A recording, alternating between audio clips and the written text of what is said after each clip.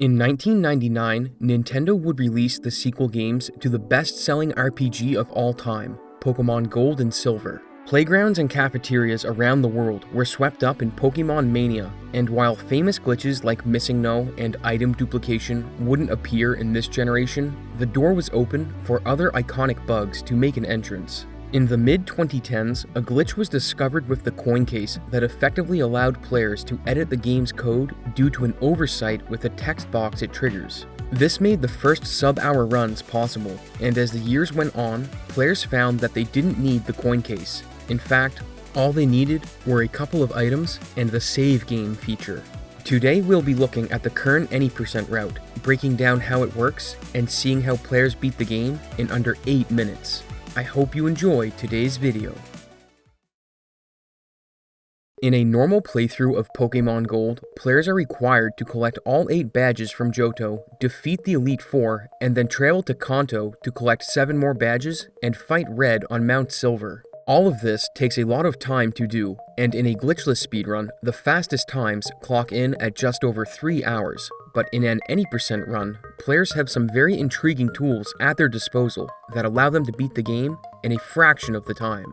Instead of going out of bounds and walking to the end of the game like happens in BDSP, a wrong warp is performed just north of Cherry Grove City after meeting Professor Oak and Mr. Pokemon. There are 3 ingredients that go into making this wrong warp possible: using box manipulation to create code that will wrong warp the player, using save corruption and collision to enable key item underflow, and then using underflow to trigger the wrong warp that was written earlier. Each of these steps have a lot going on under the hood that allows for the game to be broken in such a short amount of time. So let's break down each ingredient and its requirements as they appear in the speedrun to get a full understanding of what's going on.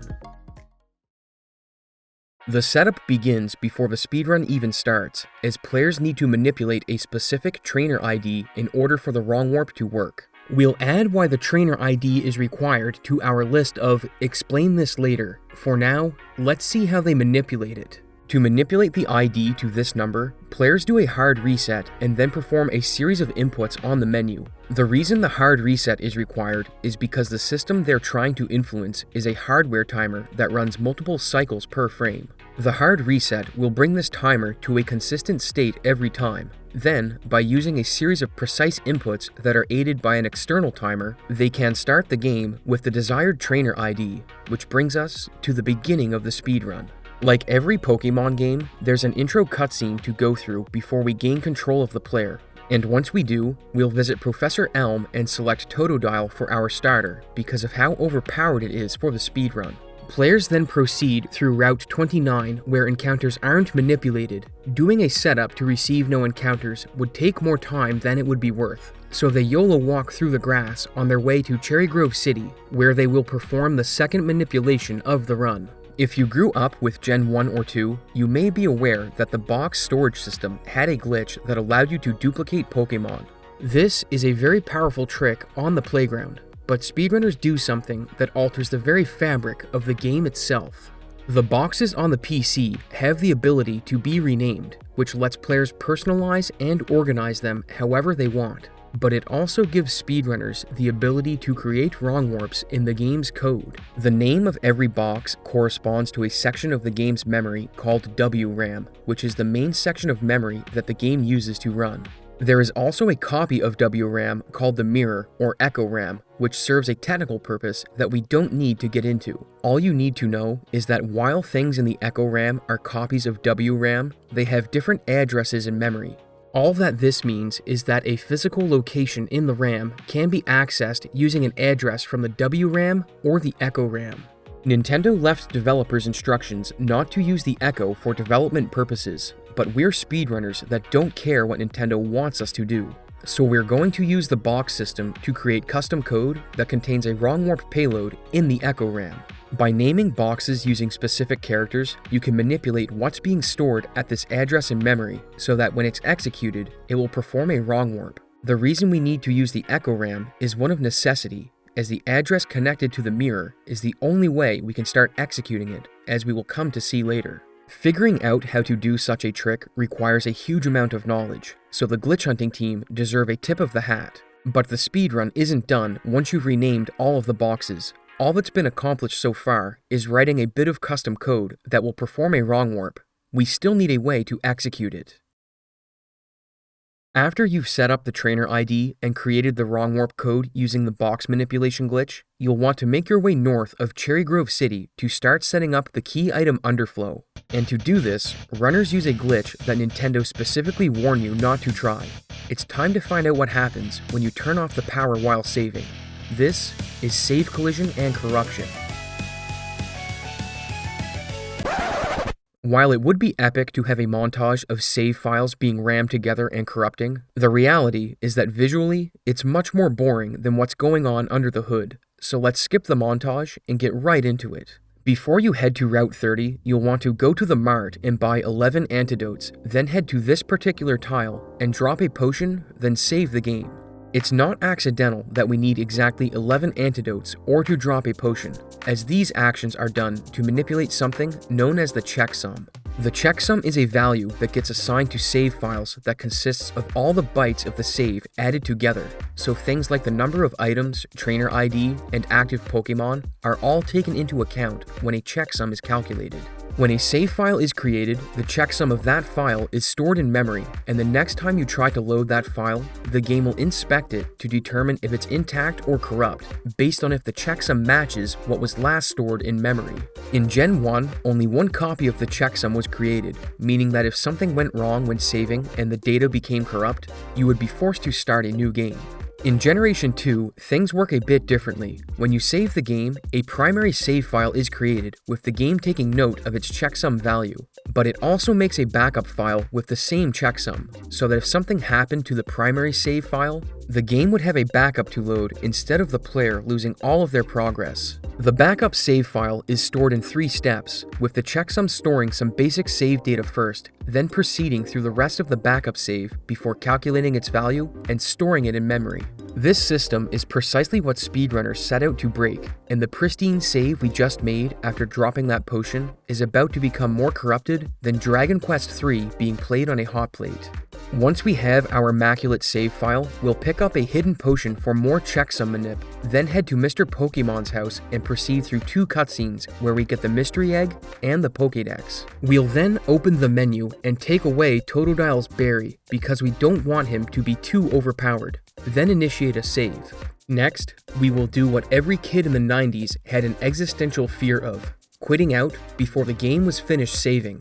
If we go back to the order of operations for saving the game, what we're trying to do is interrupt the game at a specific point in its routine for when it's creating the backup save.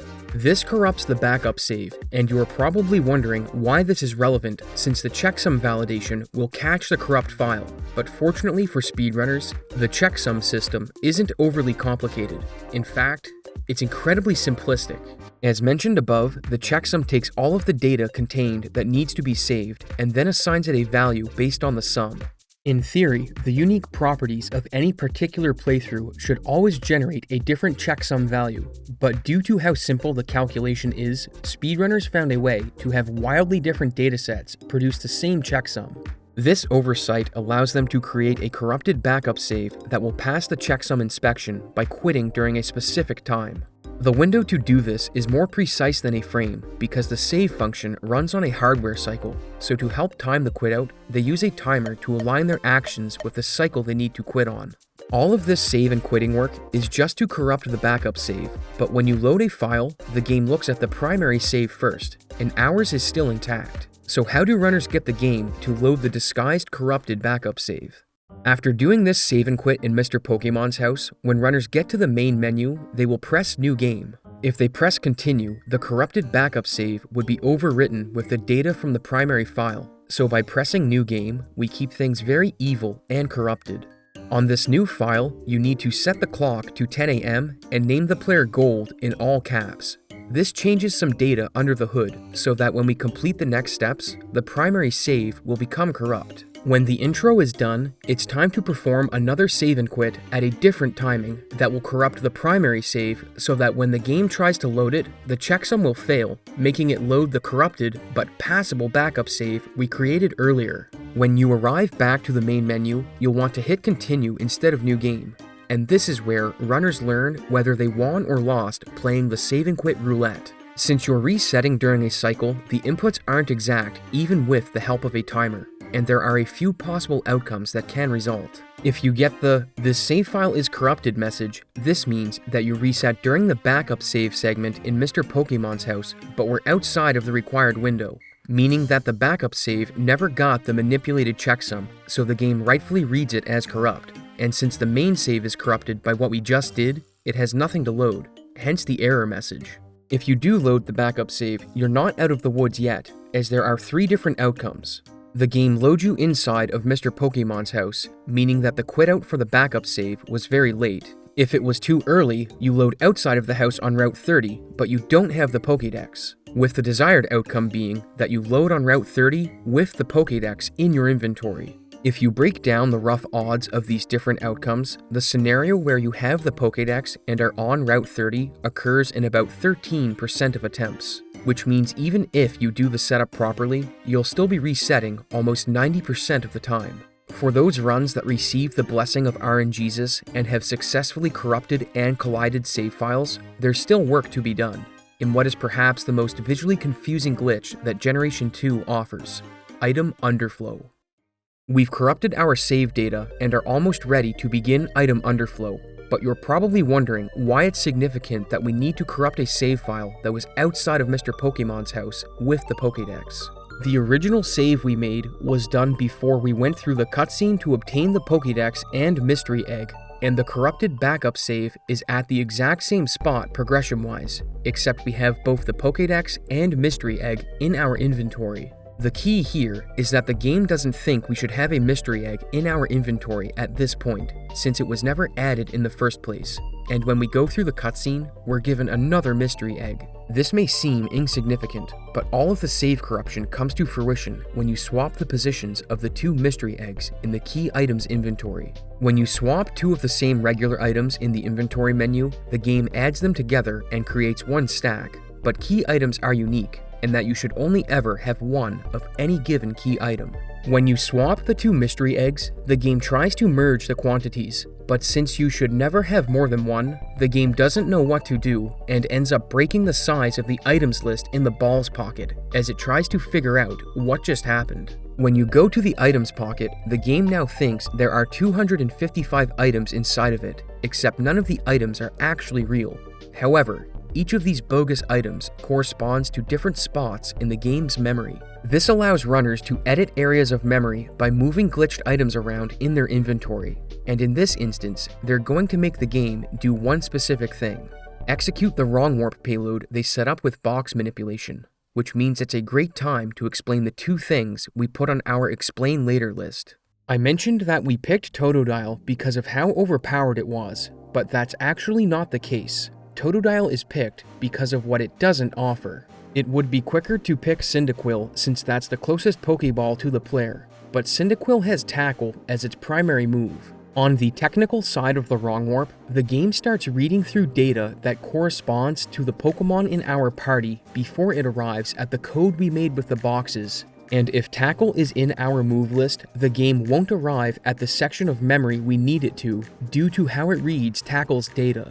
Scratch doesn't have this problem, and lets the game proceed reading through data to the next move, which is Leer. And when it finishes Leer, it arrives at the trainer ID, which is perhaps the most important number in this entire trick. When players told the game to execute the wrong warp, it doesn't start reading the code setup with the box manipulation. Due to limitations of what they could do with the broken item menu, it started reading data in the Pokédex before it went to Totodile. This means that they still had to get the game to start executing the payload, and this is where the trainer ID comes in. When the game reads the trainer ID with the value we manipulated earlier, it interprets the value as a jump instruction, which is a command that tells it to stop executing memory where it currently is and to start executing at another location. And the trainer ID tells it to go to the wrong warp payload we set up with the box names. This teleports us to Mount Silver so we can fight Red with our overpowered level 5 Totodile. Uh-oh. Going to a final boss with a Pokemon that's level 5 is generally a bad idea, and you were likely suspecting runners to edit Totodile's stats to make it overpowered, but that would take time. So instead, we skip the battle completely by including an instruction in the wrong warp to tell the game we have a party size of 0 Pokemon. After wrong warping to red, the game tries to initiate a battle but fails due to it thinking we have no Pokemon in our party. The developers built in a failsafe in case this situation ever came up, and it causes the battle to be won instantly.